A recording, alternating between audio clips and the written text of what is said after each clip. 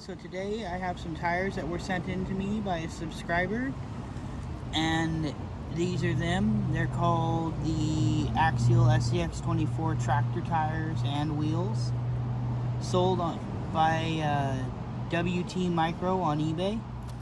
They're out of stock, so I'm not sure if I can get a link, but I will as soon as I can.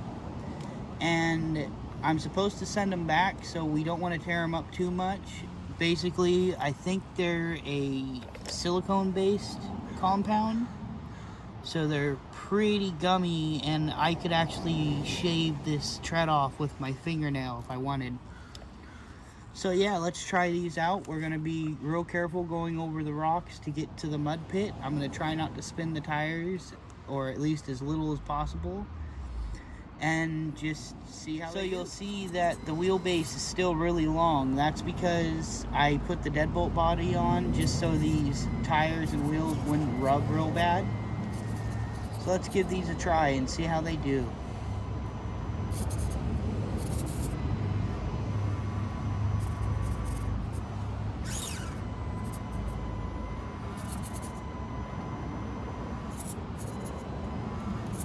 Although they feel real grippy, they're not too great on wet rock because they're not really made for rock. They're tractor tires.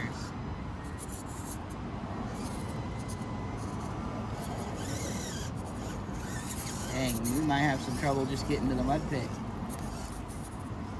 Oh no, there they go.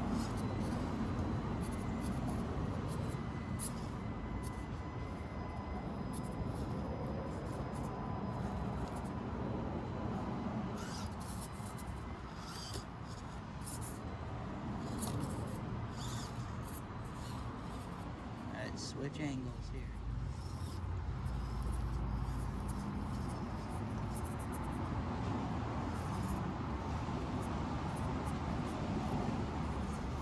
So now we're approaching the mud pit. So here's the mud pit. You can see I made it longer than it used to be. Let's see how it does here. Hopefully I got the mud stirred up good enough.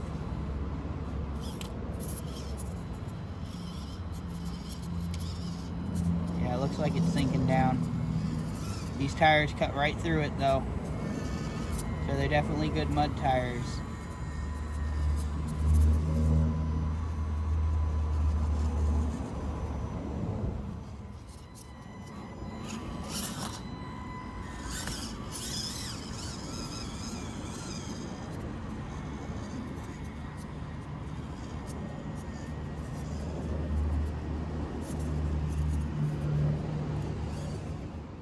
So as most of you know, my course is pretty slick when it gets wet out. So honestly, these are doing pretty good, especially on the slime-covered rocks.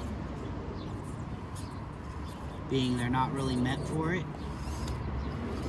But we have to try it at least a little bit.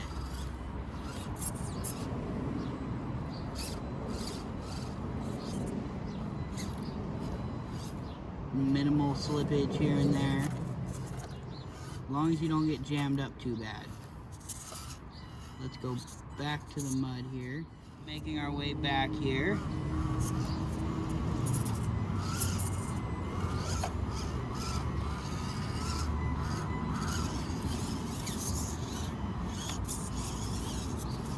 Let's try to go up this steep side. No problem at all.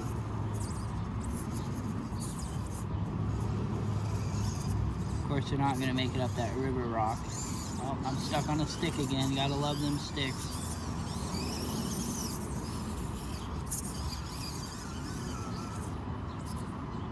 So let's go to a dirt hill that's over here, and then we'll end the video. So let's make our way over to this hill real quick. I kind of want to see how it'll do because it's mostly dirt.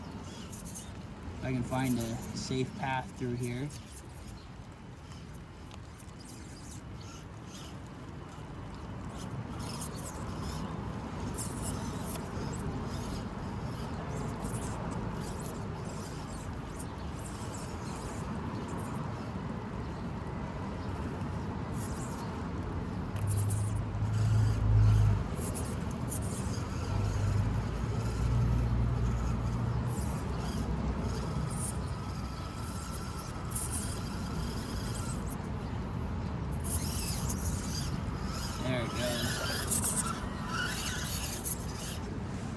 So I am going to bring out the Trail Finder 2 and show you what I've been working on it.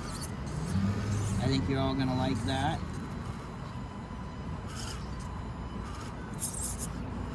And then I also have something on the way for the TRX4 that you're all going to like. And be sure to be on the lookout for that. So I've been playing around in the mud more and made it a whole lot soupier. Check this out. No problem at all with these tires.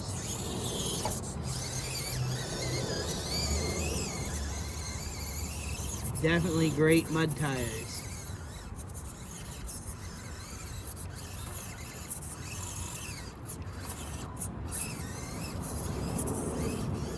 Do that again. No hint of even getting stuck yet, and that's quite a bit of mud. It's actually shoving it with the front axle. I'll even go slow. They just cut right through it to the hard ground underneath.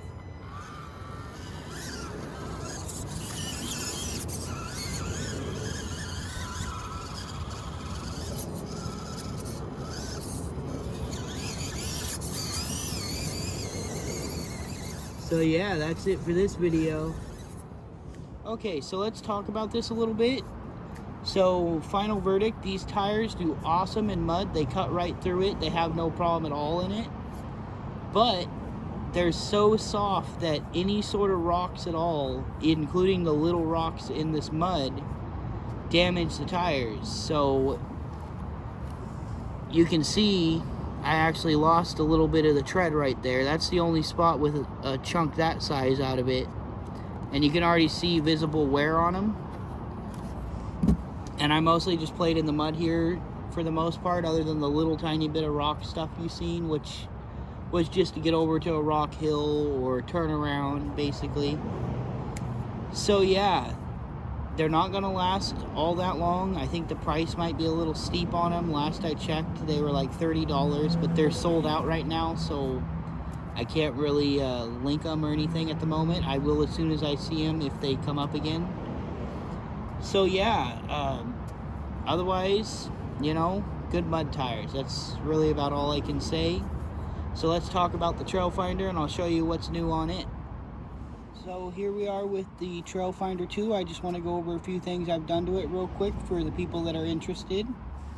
So I have a scale hitch on the back now to go with my trailer. And it took a little bit of modding because it didn't work quite right when I got it. I mean, it is the cheapest one I could find. But now, when you shut this, it actually locks. That ain't coming back open. So, you have to actually pull up this lever here, and then it'll open. That means, once the trailer's locked on, and this is down, it ain't coming off of there. There. So, as you can see, it ain't coming off of there.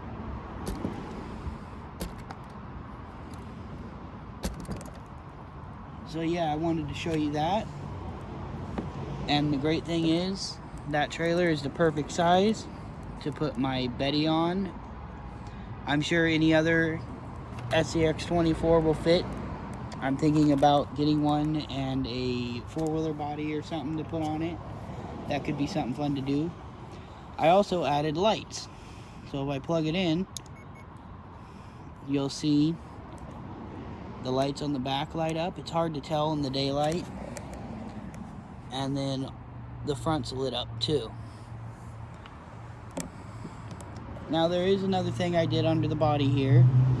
As you know, I was sent a few 3D printed parts. And one of those parts would be these shock towers right here. They're longer than the stock ones, and that way I can run scx24 shocks on the front too, and it really helped with the movement of the suspension. I've actually got some travel in the front now. So there's that. I also have scx24 shocks on the rear, so I'll take it out and try that. I also switched the ESC over from the one that a few of you seen went into my TRX4, and now this is It's Dynamite now, but it used to be the Axial AE5. So the reason I did that is because I didn't want 100% drag brake. It slams the gears every time you let go of the throttle, so I didn't want that. I wanted about 50%, which is perfect. Then I can just have a nice controlled descent until I can afford to put a better system in this. So that's it for this video. I thought you all would be interested in being updated about this, and I'll show you how the trailer comes off real quick. You just turn it and it pops right off. So yeah, as always, be sure to like the video and subscribe if you haven't already. It really helps the channel out, and be sure to hit that bell icon so you're notified of whenever I post. And I'll talk to y'all in the next one. One last thing I did forget to mention real quick. This is the RC four-wheel drive hitch mount.